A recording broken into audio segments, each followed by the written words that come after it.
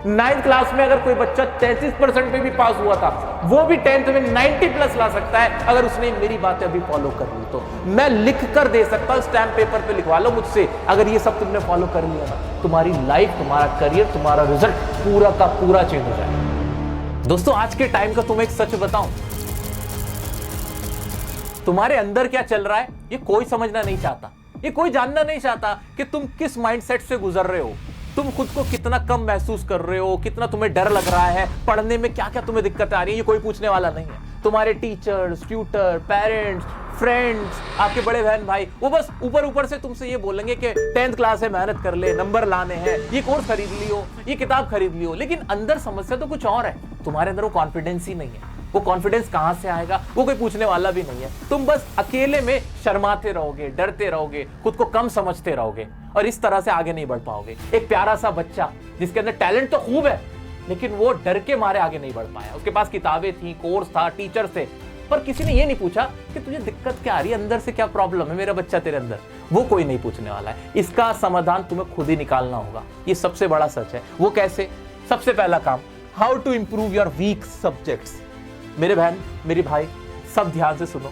जो भी तुम्हारे वीक सब्जेक्ट है, जिसमें सबसे ज्यादा डर लगता है, 9th में जिनमें सबसे गंदा परफॉर्म किया था तुमने, उनको अभी उठा लो, पकड़ लो। अभी बहुत टाइम है, अभी सेशन स्टार्ट भी नहीं हुआ है ठीक से।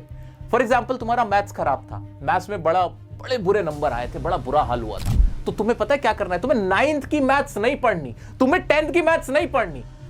नॉर्मली लोग क्या करते हैं, भाई 10th क्लास में आ गए, मैथ्स खराब थी तो अब 10th की मैथ्स पढ़ा देते हैं। नहीं, यही गड़बड़ हो जाएगी तुम्हारी। क्यों? तुम्हारी मैथ्स खराब है, 10th की मैथ्स नहीं। तुम्हारी ओवरऑल मैथ्स यानी कैलकुलेशन करना नहीं आता, एलसीएम निकालना नहीं आता, एचसीएफ निकालना नहीं आता, बेसिक बोर्ड मास का रूल तुम्हें नहीं आता। तुम्हारी समस्या यहां है। तो तुम्हें करना क्या मेरा बच्चा? तुम्हें सबसे पहला काम तो अभी ये जो 2-3 महीने कोई प्राइवेट ट्यूटर पकड़ो, उनसे कहो मुझे बेसिक जो मैथ्स होती है ना मेरी वो ठीक करा दो।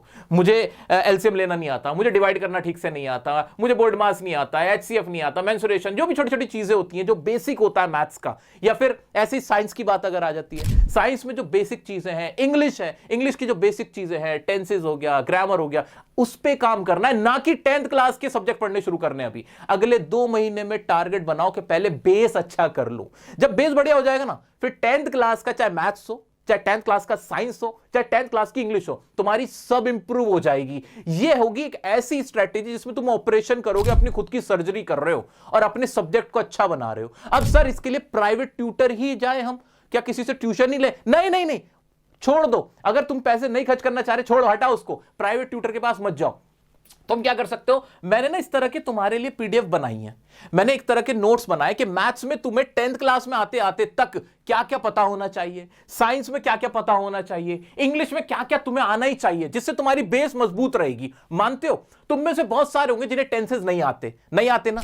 क्लास 10th के कितने ही चैप्टर पढ़ लो, इंग्लिश के नंबर नहीं आ पाएंगे क्योंकि टेंस नहीं आते। तो असली ये जो 2 महीने हैं, अप्रैल और मई, जो कि समर वेकेशन में आ जाएगा, वहां तुम अपने जो वीक सब्जेक्ट्स हैं उन्हें पहले पक्का करो। उन्हें पक्का कर लोगे ना, फिर देखना तुम्हारी पढ़ाई कितनी आसान लगेगी, इंटरेस्ट आना शुरू हो जाएगा। हमें इसके लिए ना किसी ट्यूशन की भी जरूरत नहीं है। अपने पेरेंट्स को भी नहीं बोलना कि पैसे दो, मुझे एक प्राइवेट ट्यूशन लेना, ना, हटाओ उसको। ये सब जो टॉपिक्स है ना, ये अलग अलग टॉपिक्स तुम यूट्यूब पे सर्च कर लेना, ऐसी हजारों वीडियो तुम्हारे सामने आ जाएंगी जहां तुम्हें सिंप्लीफाई करना, जैसे मैथ्स में तो सिंप्लीफाई करना सिखा देंगे, इंग्लिश के अंदर जैसे टेंसेस, ग्रामर है, मैंने इतने सारे वीडियो बना रखे हैं, वहां से आप सीख लोगे। ऐसे साइंस के टॉपिक्स है, सोशल साइंस के टॉपिक्स है, तो उससे ना तुम फ्री में यूट्यूब पे सर्च करके अपना पहले बेस अच्छे से स्ट्रॉन्ग कर लोगे, कोई टेंशन ही नहीं होगी। तो दोस्तों, सबसे पहला काम किया कि अपना बेस अच्छा करा, स्ट्रॉन्ग करा और फिर क्लास 10th की पढ़ाई करनी शुरू करी। दूसरा काम नहीं है, दरअसल एक आदत है, एक छोटी सी आदत जो तुम्हारी पूरी पढ़ाई को बदल देगी। तुम्हारा सोचने का तरीका, याद करने का तरीका, पढ़ने का तरीका, सब पूरा बदलने वाला है। वो क्या है?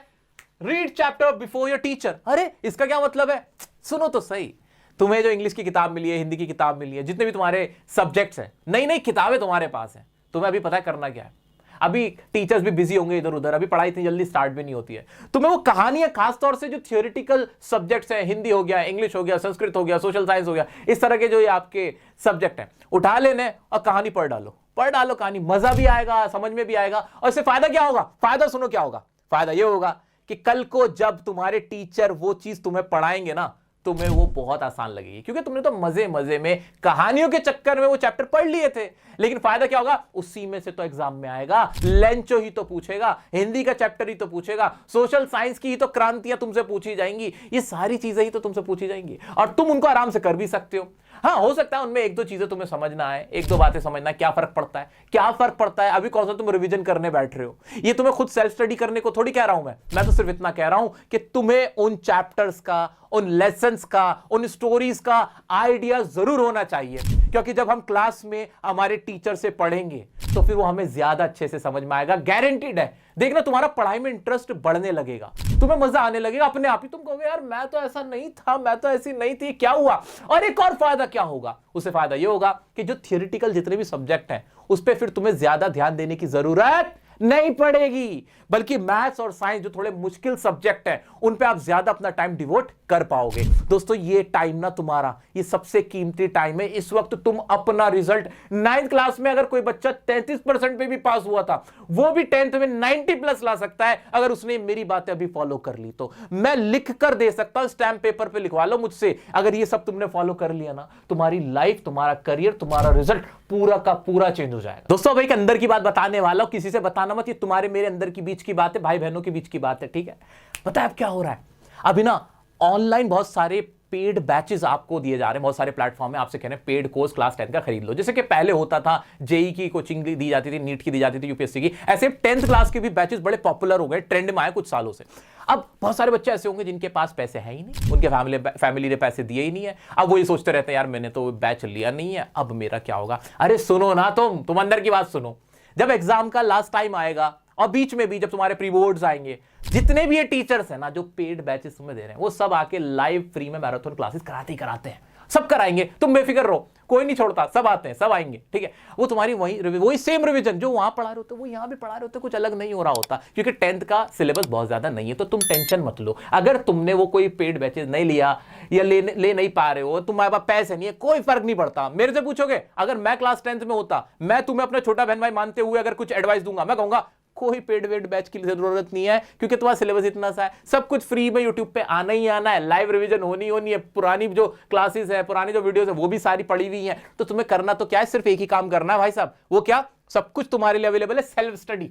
जितनी सेल्फ स्टडी करोगे उतना बढ़िया रहेगा। अगेन आई रिपीट कि कोई टीचर तुम्हें नंबर नहीं दिलाता, कोई टीचर किसी को टॉप नहीं कराता। अगर ऐसा होता तो उस टीचर के सभी बच्चे उतने ही नंबर लाते, कोई उस टीचर का बच्चा फेल ना होता। जब कैसा नहीं होता, कितने ही बड़े टीचर क्यों ना हो उनके बच्चे फेल होते हैं, और कितना ही बुरा टीचर क्यों ना हो, कितने बुरा पढ़ाने वाला क्यों ना हो, उनके बच्चे भी टॉप कर जाते हैं। तो दोस्तों सारा खेल होता है पता है किसका, सेल्फ स्टडी का, कि बच्चे ने कितना पढ़ा है। अब इसी में एक और बात आ जाती है, हम ना बैचेस ले लेते हैं, क्लासेस खरीद लेते हैं, कोर्सेज खरीद लेते हैं, और क्या कर रहे होते हैं, 4 घंटे हमने क्लास करी और हमने कहा 4 घंटे में पढ़ाऊं। याद रखना मेरी बात, टीचर की गई क्लास को अपनी स्टडी टाइम में काउंट करना ही नहीं है, कभी भी हमें कभी काउंट मत करना। जो तुमने खुद अकेले में पढ़ा ना, असली पढ़ाई वो होगी, चाहे वो 1 घंटे पढ़ा होगा ना, वो ज्यादा बेटर है टीचर के 4 घंटे के लेक्चर से। ये बहुत बड़ी बात कहने जा रहा हूं मैं, जिसने मेरी इस बात को फॉलो कर लिया, देखना उसकी तो भाई साहब, उसकी तो लाइफ चेंज होने वाली है, उसका पढ़ने का तरीका बदलेगा।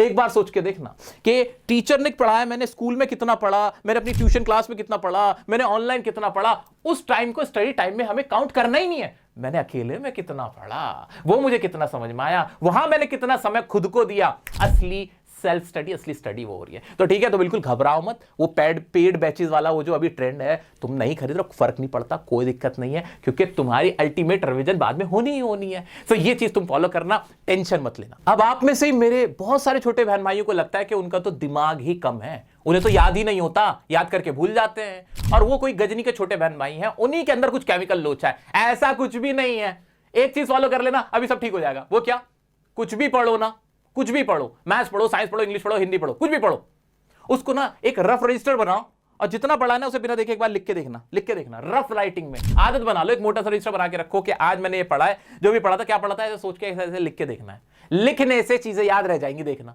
फिर तुम नहीं भूल पाओगे, फिर तुम्हें वो फॉर्मूला, वो केमिकल इक्वेशन, वो इंग्लिश की स्टोरीज, वो हिंदी का व्याकरण सब याद होना शुरू हो जाएगा। एक बार बिना देखे ऐसे लिख के देखने की कोशिश तो करो, लिखा हुआ याद रह जाता है। ये बहुत प्यारी सी टेक्निक है, फिर तुम्हें भी लगेगा अरे मुझे तो सब याद रहने लगा। अच्छा, ये सारी बातें, ये सारी जितनी भी मैंने तुम्हें टेक्निक्स, टिप्स एंड ट्रिक्स बताई हैं, किसी के साथ शेयर मत करना, चुप रहना। हाँ, मैं ही कह रहा हूं तुमसे, किसी को मत बताना, अंदर की बात है। क्योंकि जब आप हवा काट देते हो ना, हल्ला काट देते हो कि हाँ मैं तो अब ये करने लगा हूं, मैं तो रजिस्टर बना लिया मैंने, ये वो सारी चीजों को नजर लग जाती है। ये बातें बताई नहीं जाती, नजर लग जाती है।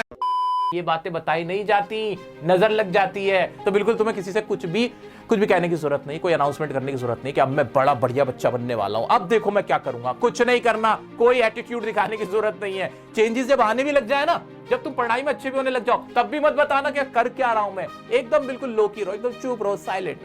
कुछ भी नहीं, अरे आता ही नहीं है भाई, कुछ नहीं आता, बड़ा दिमाग खराब है। और आराम से पढ़ने में लगे रहो। जो तरीके बताओ फॉलो कर लेना। Last but not the least, आपको यही करना है मेरा बच्चा कि सेल्फ स्टडी आपकी की रहने वाली है, सेल्फ नोट्स आपके की रहने वाले हैं। जितना खुद अकेले में पढ़ोगे वो तुम्हें कामयाब करेगा। ये बात मेरी तुम्हें बार बार याद आएगी और कहोगे कि हाँ, बड़े भाई ने कोई एडवाइस दी थी और हमारी लाइफ में बहुत अच्छा रोल प्ले किया था।